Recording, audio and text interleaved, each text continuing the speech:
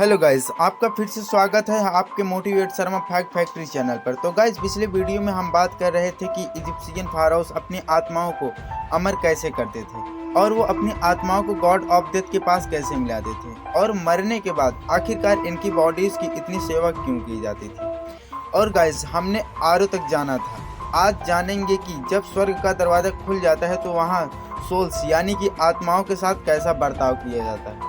तो गाइज, इसके पहले यदि आप चैनल पर नए हैं तो चैनल को सब्सक्राइब जरूर कर लें ताकि हमारा वीडियो आप तक पहले पहुंच सके। आइए हम अपने टॉपिक पर चलते हैं। तो गाइज, जब आत्माओं के लिए आरो का दरवाजा खोल दिया जाता है तो वहां आत्माएं हमेशा के लिए खुश और अमर होकर रहती हैं। इन सब बातों से यह स्पष्ट हो जाता है कि गॉड ऑफ डेथ का रूल इजिप्शियन लोगों के लिए कुछ अलग ही होता है और वहीं उनकी आत्माओं का फैसला किया करते थे। लेकिन हमारा सवाल तो ये था कि गॉड ऑफ डेथ कौन थे और वो आए कहाँ से थे। ओरिसिस को ही हम गॉड ऑफ डेथ क्यों कहते हैं, लेकिन ओरिसिस की गॉड ऑफ डेथ की कहानी कुछ इस तरह से है। दरअसल इजिप्शियन के पहले किंगडम से लेकर आखिरी किंगडम तक हम एक चीज कॉमन देखते आए हैं। इजिप्शियन के लोग मरे हुए लोगों के लिए बहुत ही शानदार बिल्डिंग बनाते थे। उनके सिविलाइजेशन में मरे हुए लोगों का शरीर खराब हो जाना मरने से भी बुरा माना जाता था।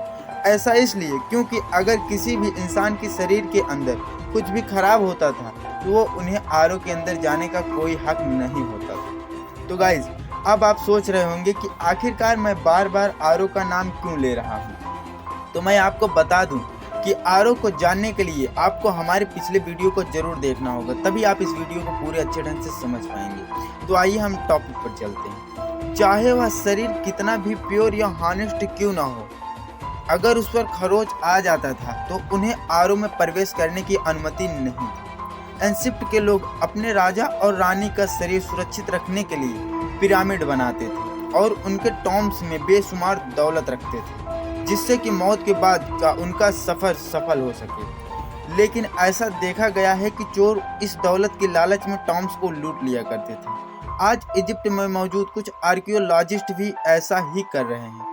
2600 ईसा पूर्व में टॉम्ब्स के अंदर जैकॉल गॉड की स्टैचू बनाई गई है। लेकिन ये जैकॉल डॉग्स कौन थे और इन्हें टॉम्ब्स में बनाने का क्या अर्थ था। जैकॉल यानी कि सियार एक ऐसा जानवर होता है जो नील नदी के आसपास बहुत ज़्यादा पाया जाता है। ये जैकॉल गॉड्स थे एनुबिस।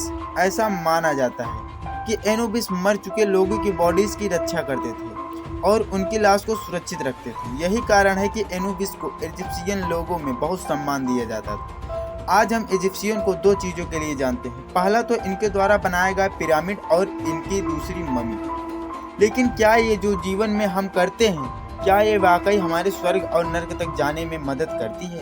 यदि आप इस पर और डिटेल में वीडियो चाहते हैं तो कमेंट सेक्शन में कमेंट करके जरूर बताएं। यदि आपका कमेंट ज़्यादा से ज़्यादा आता है तो मैं इस पर डिटेल में वीडियो जरूर बनाऊंगा।